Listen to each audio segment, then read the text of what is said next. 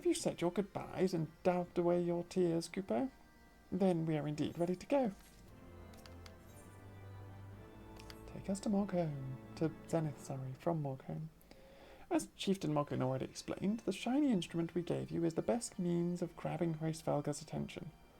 I'll come along and show you the way to Zenith. That's the big place where you need to blow the horn. First things first, though, we need to make for Asar. Oh, and watch out for rampaging dragons. Maybe that should have been the first thing, Cooper. Maybe you should have started with watch out for the dragons.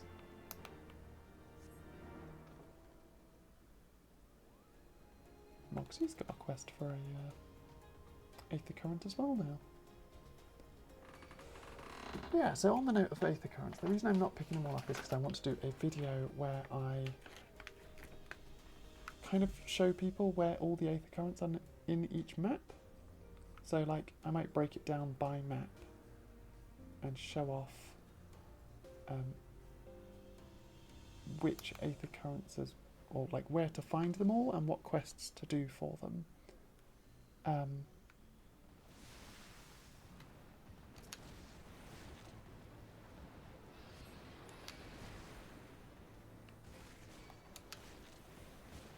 then from there, oh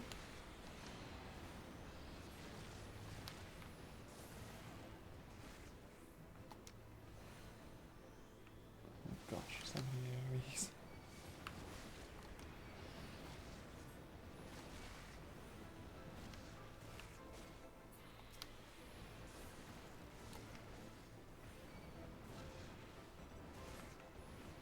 Oh, I helped them win both of theirs and then they just left me to die.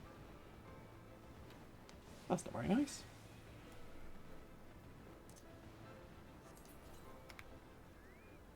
My Chocobo also abandoned me. So now I've got to redo it again.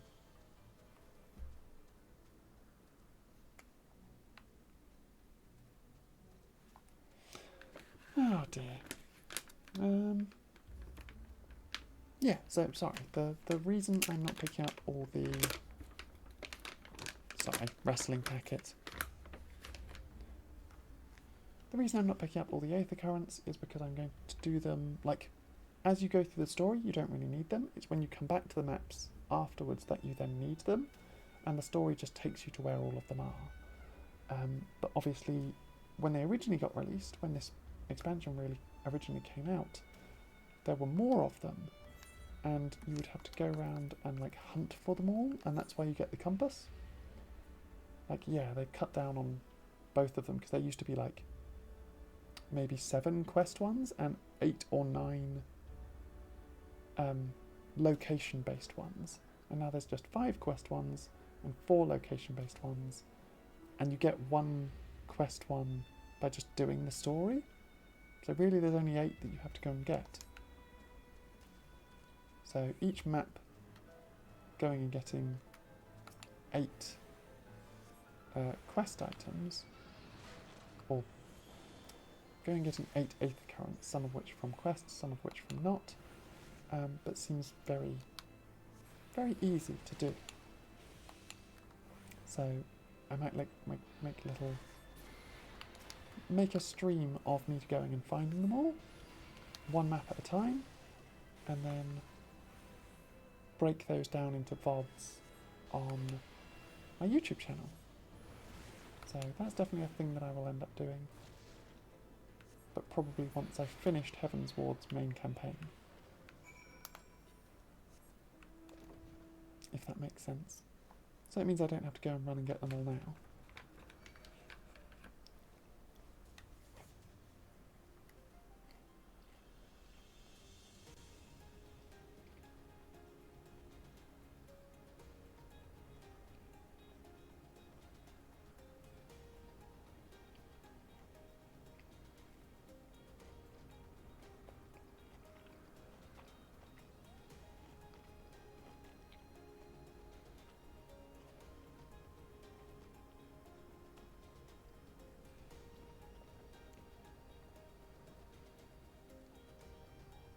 Sorry if you could hear me munching away on that apricot. I had the little hungies. I had the little hungies, so I had to have a munch.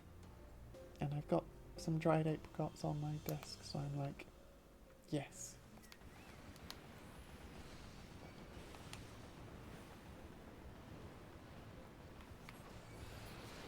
Oh, God.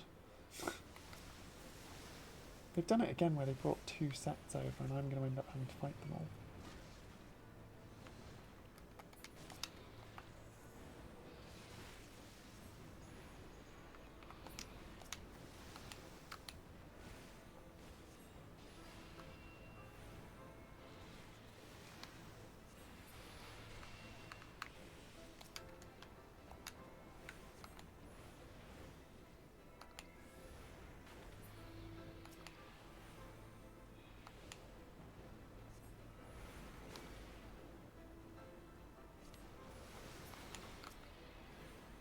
Oh, they actually helped me this time. Hooray!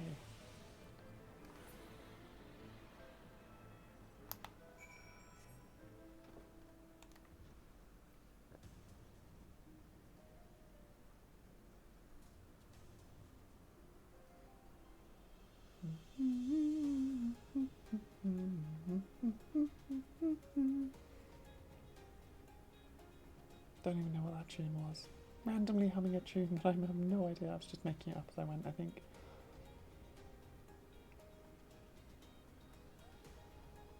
I think it started as The Godfather.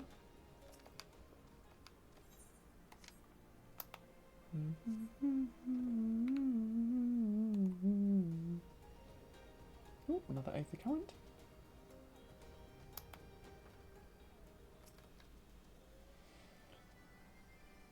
Things were a bit bitey for a while there, but I think we've arrived in one piece, Kupo. I wonder what has the dragon so awfully snappy. I mean, the bad ones are always bad, but they seem worse than usual. Extra snappy.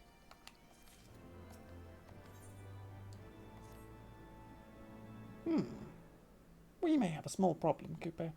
When the winds are high like this, Hraesvelgr invariably abandons his lofty perch and heads to the lands below to hunt.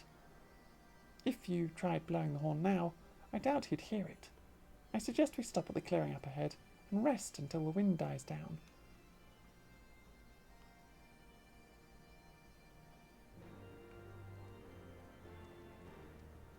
That makes sense. Oh, rolling berries. Ooh, proper dragons, like the one you fight in Stone Vigil. Lower Sky Lord.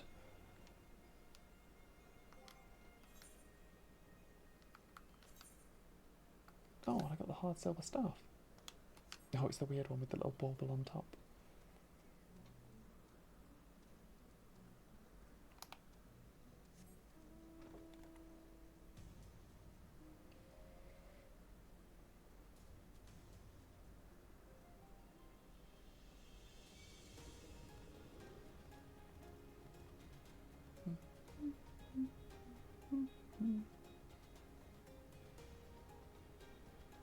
Big scary dragons. Just gonna try not to get noticed. Although fighting some of them might be the smarter idea. Just experience-wise. Although I'm not that far from leveling up. This should do nicely, Lupo. The winds will likely have died down by tomorrow, but until then we might as well make ourselves comfortable. If we must interrupt our journey so close to its end, I suppose this place is as good as any. And mayhap a brief respite from the hardships of the road will help to clear our minds in readiness for the coming parley. Very well then, I believe a campfire is in order. Leave the gathering of fuel to me. I acquired a keen nose for firewood during my last time in the frozen wastes of Coerthas. Clear our minds. Does Master Alf know whose mind needs clearing? The thought of meeting a great worm in the flesh has befuddled the boy. Did you see him stroll away as if these ruins were not crawling with deadly beasts? Follow him, Tegan, and see if the wildlife does not make a meal of our young friend. We will have a camp ready by the time you return. I mean, I don't know if it's a good idea leaving you two on your own. Like, yes, Mogwin is here, but Estinian and Ysael really don't like each other.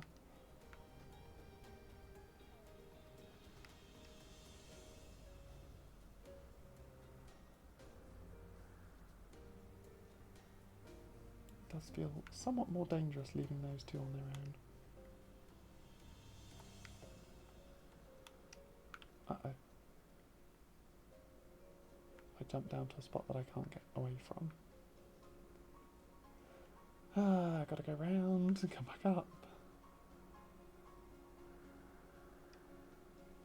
There we go.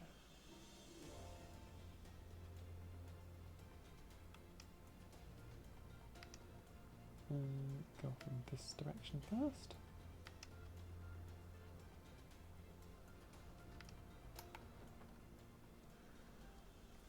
Oh, and make sure I use my food boost.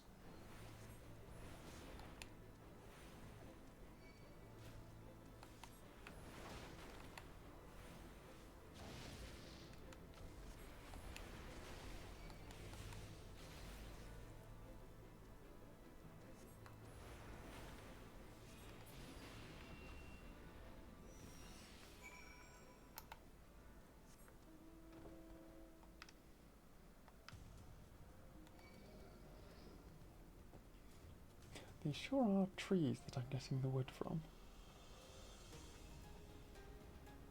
Although, trees that are fighting me back.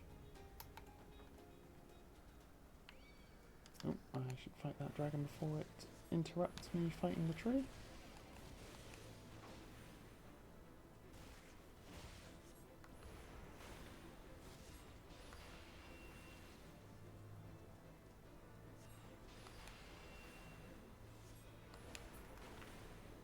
There we go.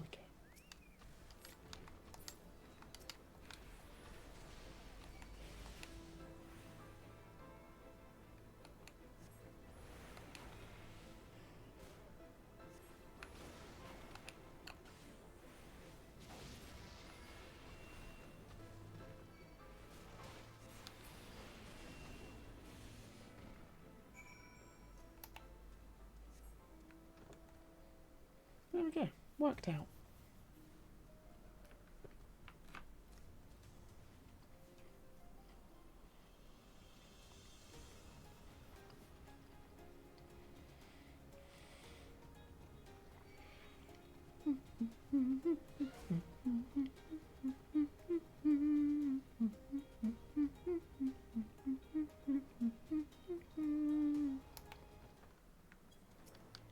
Yes, Daniel. I see I was right to worry about the boy's safety. Once Alfno returns with the wood, we can see about supper. The Ice Queen has filled a pot with what looks like stew ingredients, ready for the fire.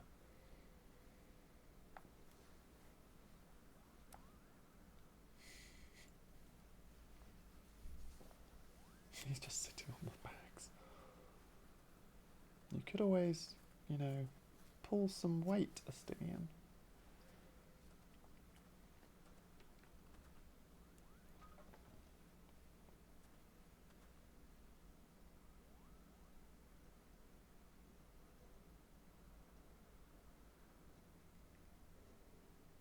Nice.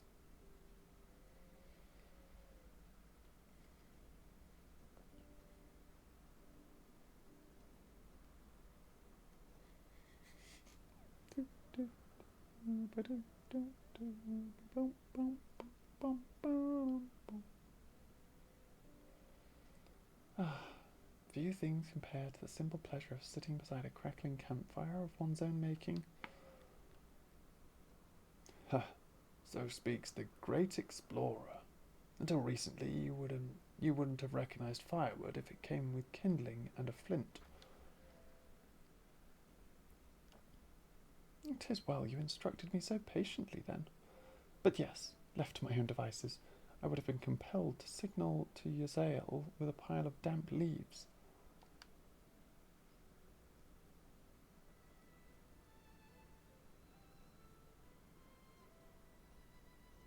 I was born the pampered son of a Charlian dignitary, and, alongside my twin, became the youngest student ever to be accepted into the studium. How proud I was to match wits with scholars and philosophers. How ignorant of my own shortcomings. That hubris invited manipulation and betrayal, and led to the downfall of the Scions. We all of us are guilty of similar ignorance. How many men lay down their lives, never knowing what it is they fight for, never questioning that which they have been taught to believe. Poignant point. It was only upon meeting Hreisvelga that I learned the truth hidden within our history. Were it not for that chance encounter, I would never have vowed to tear down the Holy See and expunge the falsehoods with which it fans the flames of conflict. I would have lived and died in ignorance. That the truth has driven me to do terrible things, I cannot deny, but I would rather sin in the pursuit of peace than imagine myself virtuous as for perpetuating a needless war. If this journey has taught me anything, it is the importance and difficulty of holding to one's convictions in the face of failure, of striving always to replace one's ignorance with knowledge. You're well on your way, Master Alphino. At your age, I was but a fool swinging a spear, with scarcely a thought in my head. Even now I struggle to acknowledge the misconceptions under which I have laboured. Sitting here amongst these grand ruins, how can I deny that man and dragon once lived in peace? But for all that such an age existed, we are now in a time of war. Nidhogg killed my family, and no quirk of history will exonerate him. I may be ignorant of how the Dragonson War begun, but if we do not put an end to this conflict now, I can say for certain that it will only I thought it was Alphino talking. It's still Estinian talking. He's actually being, like, talkative and open and, like, actually quite erudite. I may be ignorant of how the Dragonsong War began, but if we do not put an end to this conflict now, I can say for a certainty that it will only breed more vengeful souls such as mine.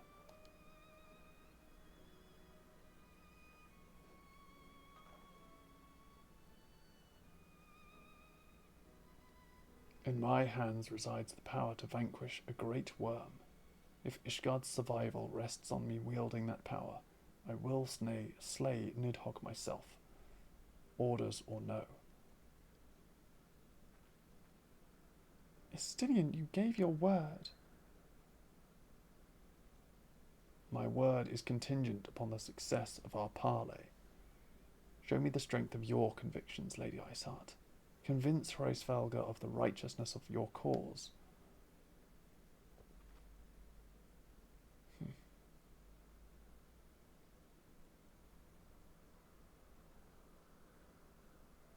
Doubt not, but I shall, Dragoon.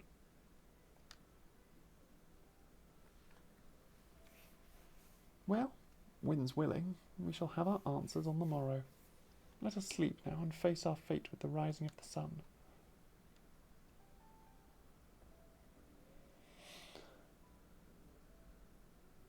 Early morning dragon parley.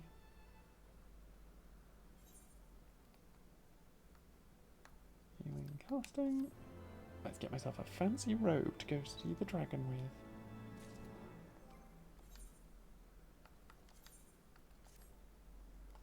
Very fancy robe. Heart of ice. The campfire was so cosy I must have fallen asleep, Kupo. But do you feel how the winds have shifted? They will have borne Hreisvelga back to the skies above Zenith, I'm sure of it. This is your chance to climb to the highest floor of the palace and summon him with a toot of that shiny horn. So, I'll be heading back now, if it's all the same to you. Good luck, Kupo. It was nice knowing you. he assumes we're going to summon a great worm and then get killed by it. Nice knowing you. Go enjoy summoning this dragon from the top of its lair.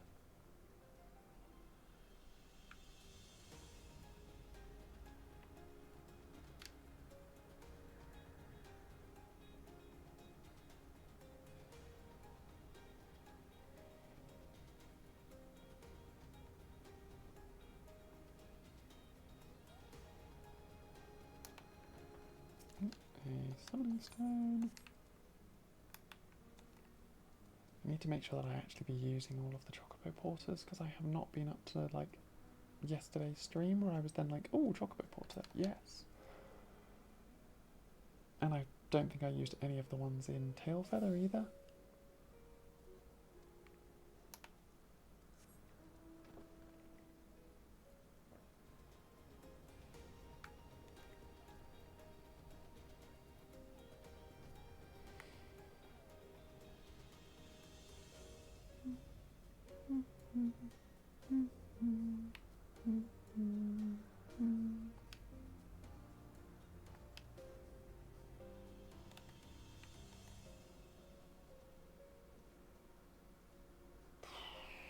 Lots of flying, or lots of spiral to get up to the top of this tower.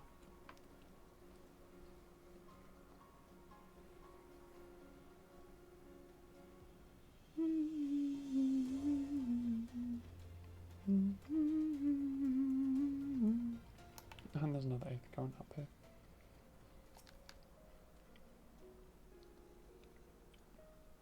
As to be expected.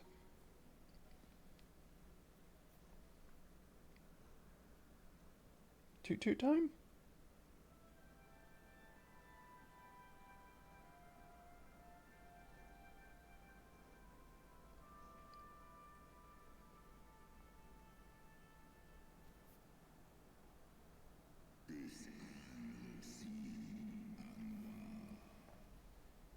Mortals, why do you disturb my solitude? I forgot all the dragon voice lines are in dragon, and therefore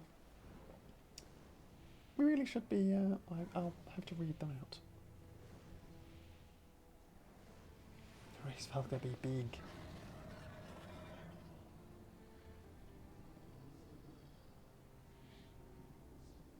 Race Valga.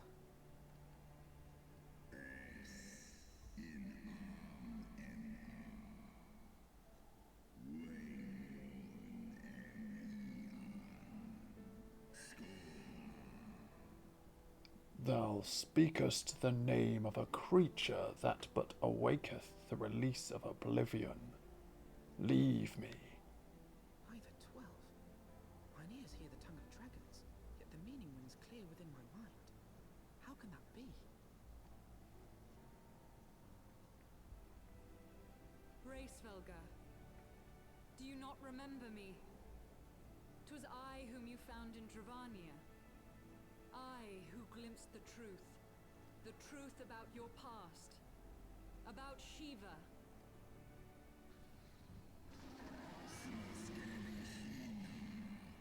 Do not speak her name, mortal. But speak it I must. I have summoned Shiva's soul from the beyond and offered myself as her vessel. She has made her heart known to me. Foolish girl. Thinkest thou my beloved spirit hath descended from the heavens, that the secrets of her heart are thine to know? I have surrendered mine to her. Do you not see, my love? I am Shiva reborn. Gullible fool. The light but illuminated the past for thee. It did not grant thee omniscience.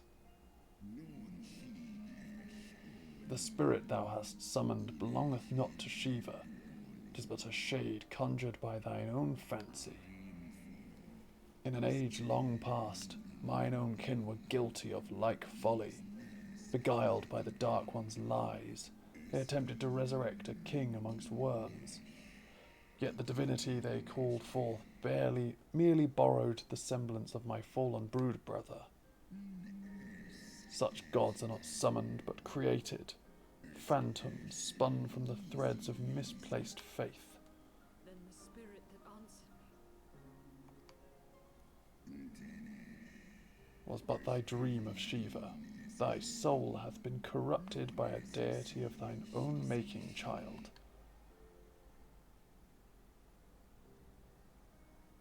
Yeah. Pretty explanatory when you think about it. Be that as it may, Lord Hraesvelga, Izel's desire to heal the rift between man and dragon is real, and it has borne us this far. We would spare both our kind and yours the ravages of this senseless war. Pray join your voice to ours in a call for peace and forgiveness.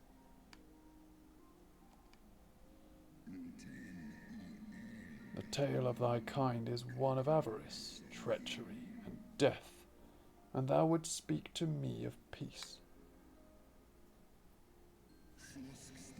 Hark thee, mortal, to the naked truth, then tell me thou deservest forgiveness. Ooh. Are we going to see the same visions that Iceheart did? 1200 years ago, my beloved Shiva's sacrifice served to bring an end to the war betwixt man and dragon, paving the way for an age of peace and cooperation. 2 centuries of harmony were to follow, during which time the Elazan learned much about us, not least that the eyes of a great Wyrm are the wellspring of his strength. 'Twas out of the selfish desire to possess this strength that King Thordan then conspired to undo all that our peoples had achieved together. With the aid of his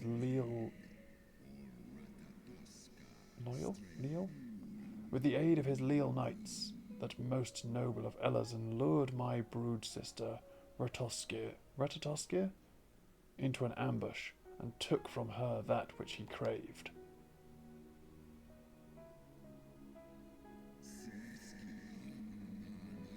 Fain would I strike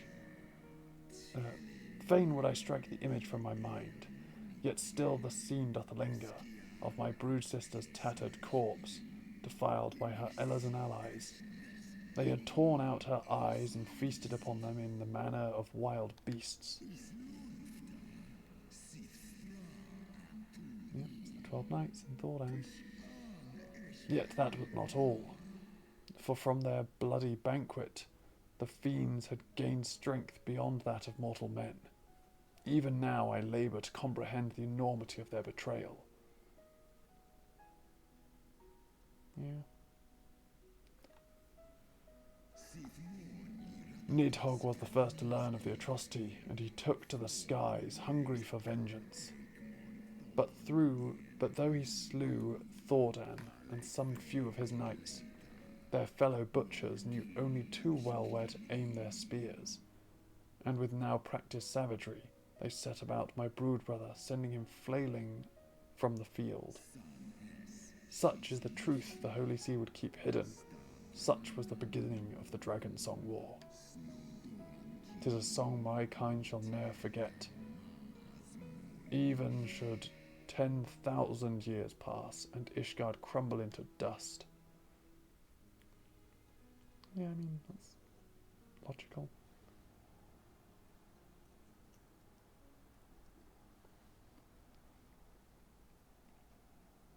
Your tale bears scant resemblance to the one I was taught. How convenient that it should absolve your kind of all responsibility. But tell me, dragon, why should I believe your version of events? What thou choosest to believe is immaterial. The betrayal that yet haunts mine every waking moment is no less than the truth to my kind. And Nidhogg meaneth for Thordan's people to suffer for this sin till the end of days. That which thou imaginest a war of extinction is but a punishment, a siege of the spirit. Hast thou not seen those who tire of the torment, those who abandon their own side with dragonkind? Ishgard's so-called heretics.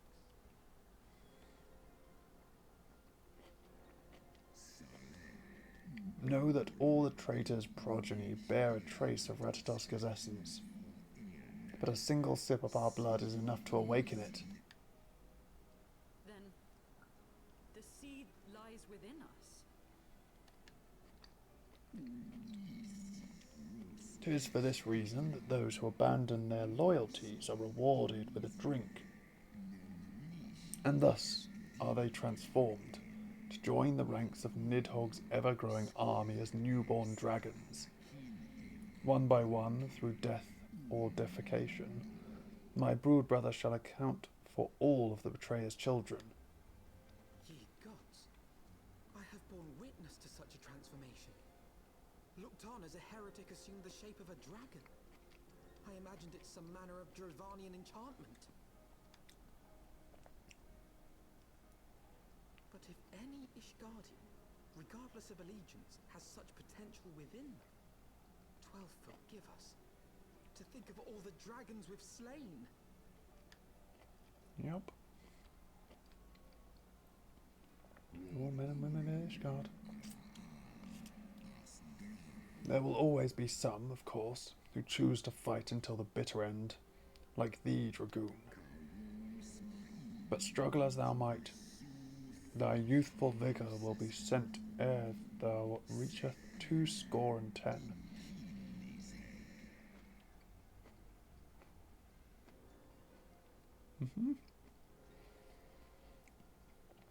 And Nidhogg shall remain to torment thine offspring. Oft have I wondered why Nidhogg did not simply raze Ishgard to the ground. Now I have my answer.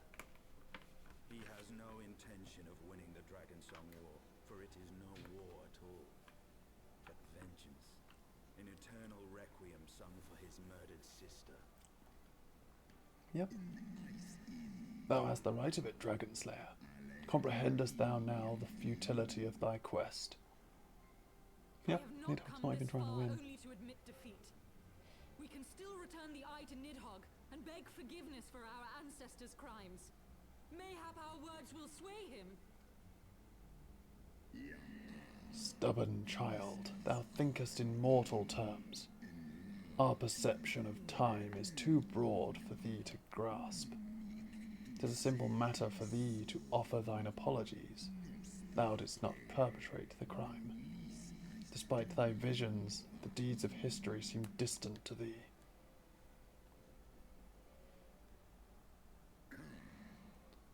For a worm such as Nidhogg, however, that history is yet part of his present, as fresh as the blood that did gush from Ratatoska's wounds. How could he not be driven mad? 'Tis only by the calming embrace of Shiva's soul that mine own fury hath not consumed me. But let us speak no more of what is done. My faith in your kind is spent, and I would be alone. Oh, bye. Well, that didn't work.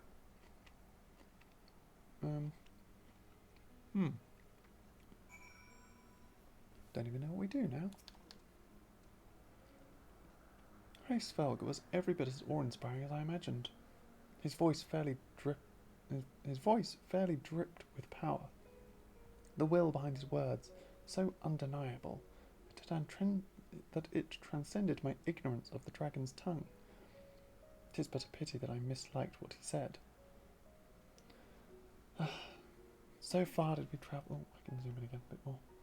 So far did we travel, even unto the very heavens themselves, only to be dismissed like unruly children. And far from mitigating this humiliation, the hidden truths we have learned serve only to prove that our grand mission of peace was destined to fail from the first. Nothing will deter Nidhogg from his course.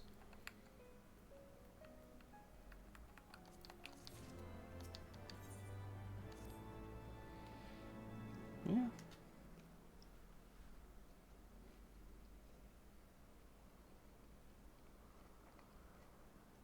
Well, what do you propose we do now? I, for one, am intent on continuing to the east. What is there to be found in the east? Nidhogg's lair, the Eyrie, is said to lie in that direction. And the eye tells me he is near. You cannot still mean to slay him. You cannot still mean to stop me. I have been true to my word, and aided you in this fool's errand with Gracefolger. But your efforts at parley have come to naught, Lady Iceheart. I would see Ishgard saved, and for that, Nidhogg must die. With the tale of our ancestors' vile betrayal yet ringing in your ears, you speak of continuing this war? Nay, lady. I would but pierce its vengeful heart. When Nidhogg dies, this war shall die with him. That's not how that A moment, works. Justinian. You yourself spoke of the Great Wyrm's strength, that you believed him powerful enough to raise your city to the ground. How then are we few to challenge him? Even behind the stout walls of Ishgard, with an army of knights manning the defences, our victory would be hard won. Yet you propose to contend with the beast in his own lair. In close combat, this will afford us an advantage. And if the tales are true, the Warrior of Light has bested many an invincible foe. I mean, he ain't wrong. But such speculation is meaningless if we cannot even find the Wyrm. Our first task must be to seek out Nidhogg's lair.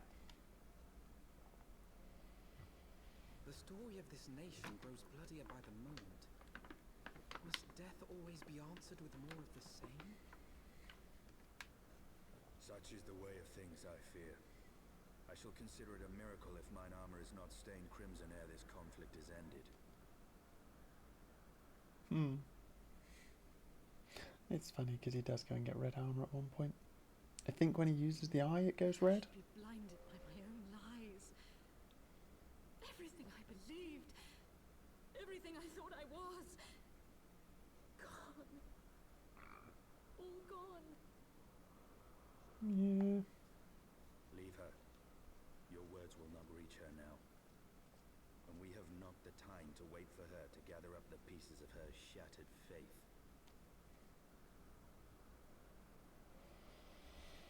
I mean, that's what primals are. They're not the actual creature, they're just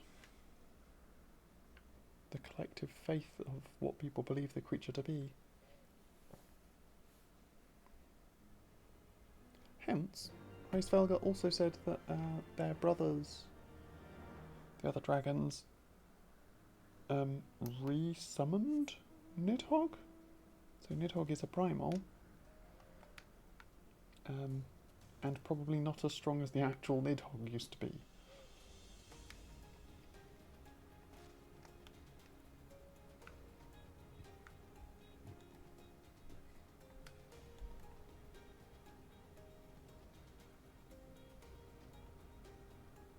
Oh, that is not the correct direction.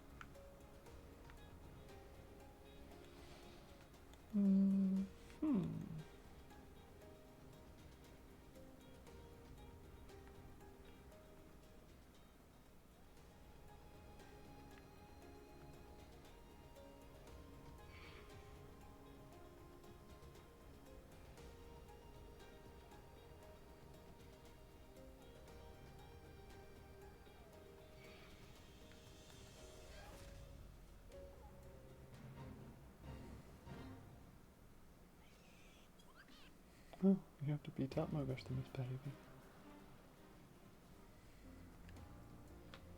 Didn't think that would be where that fate chain leads.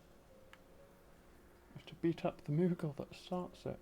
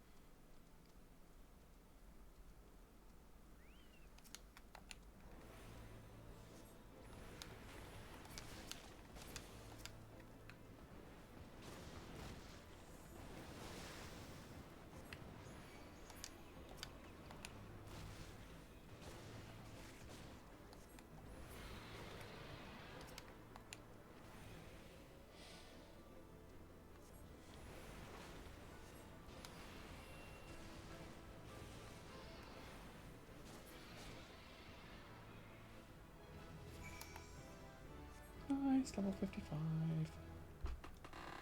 So yeah, now that I've got this quest, now that I've got my character up to story missions, we're actually leveling properly alongside the story, I think.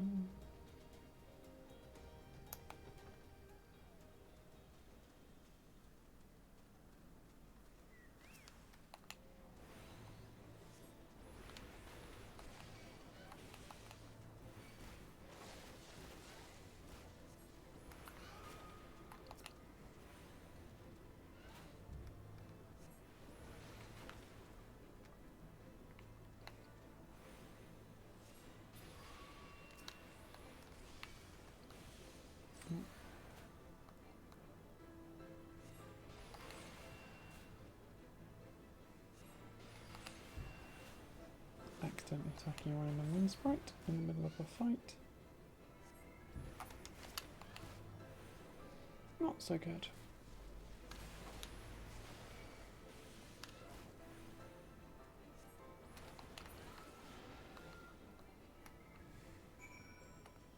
Oh, I also didn't need the mana ward there because I had just killed the enemy.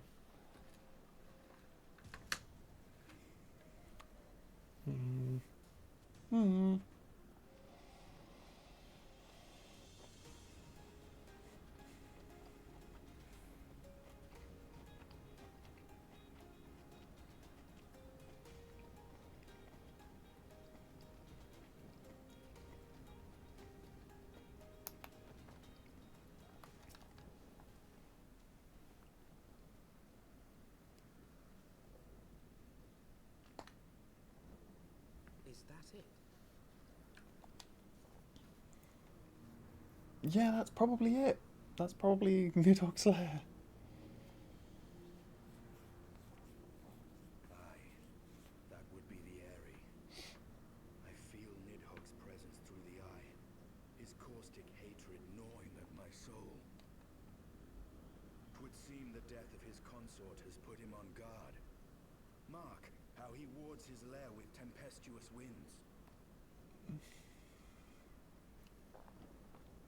A similar barrier once barred our entrance to the primal Garuda's domain, until we discovered the means by which it could be penetrated.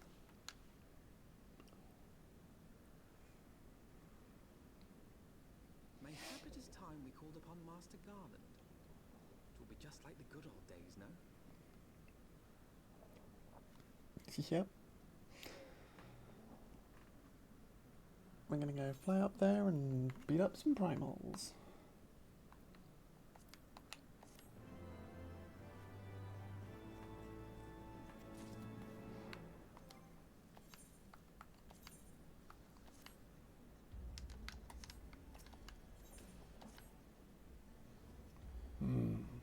force of sufficient power to break through a primal's defences might conceivably grant us access to the Eyrie. And I can offer no better solution. Pray consult this engineer friend of yours. Very well.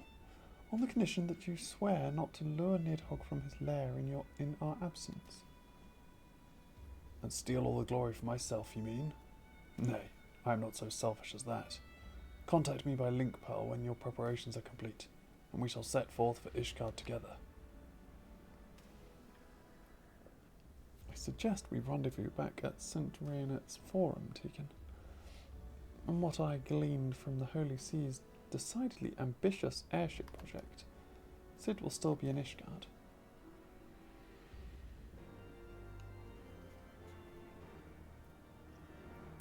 Probably, yeah.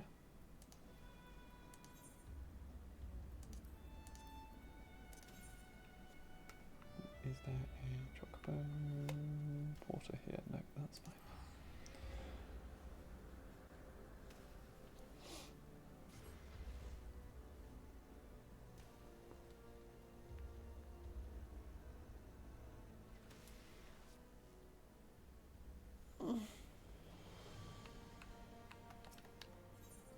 Oh, Serena's Forum is this bit just up here, isn't it? Not the other one that I keep teleporting to and being like, this is not the right place.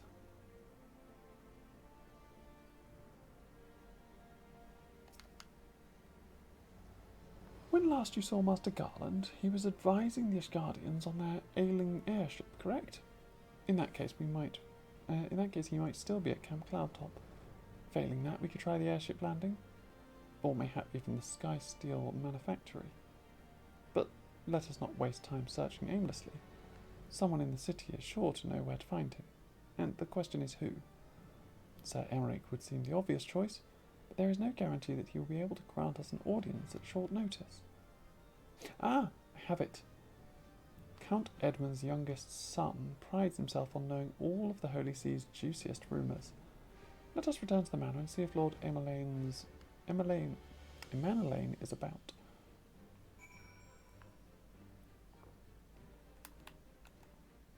He is a little gossip.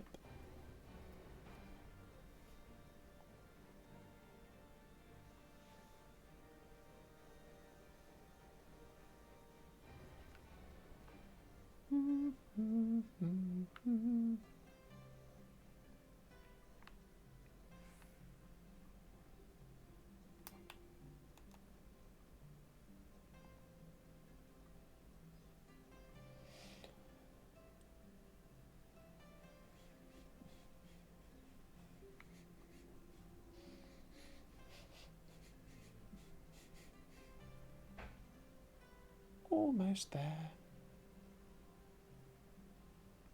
There we go, 4 temps. House. Oh, I keep doing that by mistake. There we go. And into the building. Manor Lane. Ah, the hero's return. The hero returns. How goes the fight, old girl? Well, I trust... In search of Cid Garland, you say? Then say no more. The taverns are full of talk, and the name of said silver-haired genius has cropped up more often than most. I hear he has been tasked with getting that monstrous airship the Holy See commissioned to actually fly. It would seem the project has been plagued with mishaps from the first. In any case, Garland Ironworks employees are known to frequent the airship landing, and I'll wager their master does too. The airship landing? Yes, I thought as much. Come, Tegan. We must find Cid and trouble him for his expert opinion.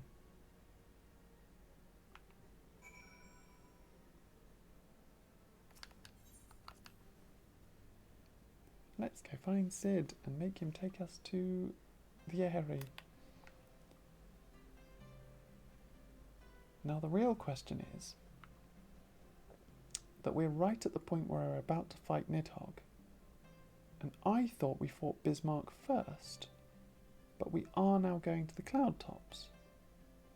I also should have run to the Vigil's Aetherite, because I'm now running in completely the wrong direction. I'm just coming down here instead. But yeah, we're going back to Cloudtop. So there is a potential that we do fight Bismarck before we fight Nidhogg, but that means we're going to have a primal fight into another primal fight, one after another, which I don't see happening.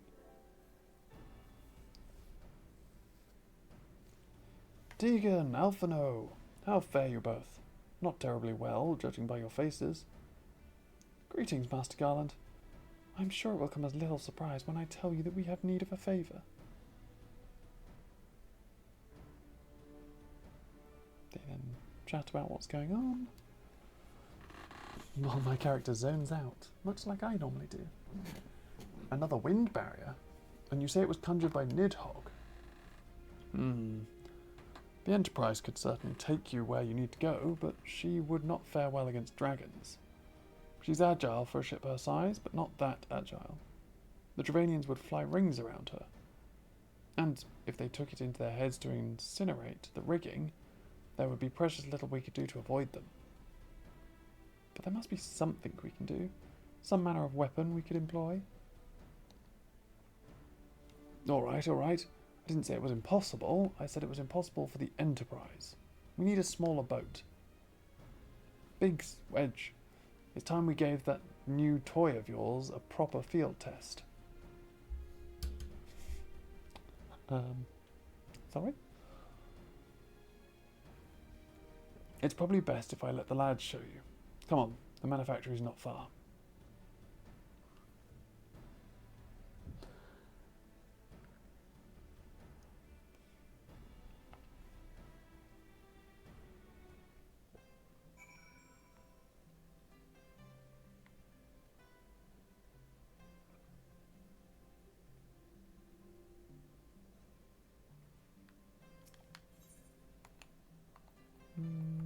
Manufactory. There we go.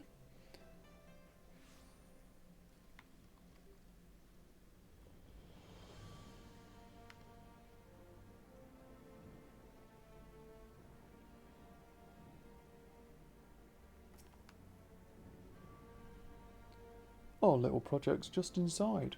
Oh, you're going to like this one. Thanks, Biggs. Or Wedge. No, Biggs is the actual big one. Feast your eyes upon our latest and greatest feat of engineering. We call it a mana cutter.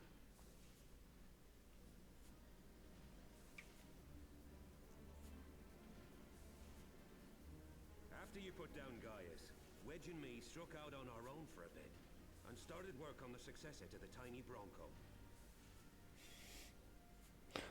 I forgot Biggs talked like this. He's an excitable country lad, he is. Impressive little thing, isn't she? My talent for ship design has plainly rubbed off on them.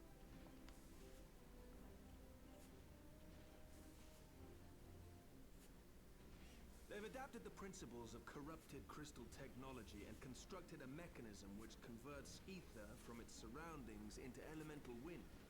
Said wind is then harnessed by the specially engineered sails, providing the craft with propulsion and lift. All in all, a most elegant solution. I'm actually a little upset that I didn't think of it myself. The design does, however, come with one small flaw. The energy conversion ratio is bloody awful. To generate enough power to get you off the ground, you need to be in an area awash with predominantly wind-aspected ether. In other Yep. words, there are a few places you can fly, and lots of places you can't. The new Ishgardian airship hasn't left the boys much time for tinkering, meaning it may be a while before this particular project takes off, if you'll forgive the pun. I will not, Sid. I will remember it. And be disappointed.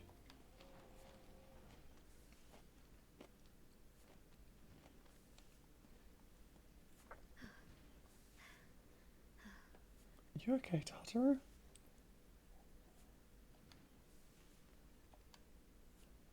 Tataru, what's happened? I've been looking all over for you. There's been word from Aldar. It's about Her Grace the Sultana.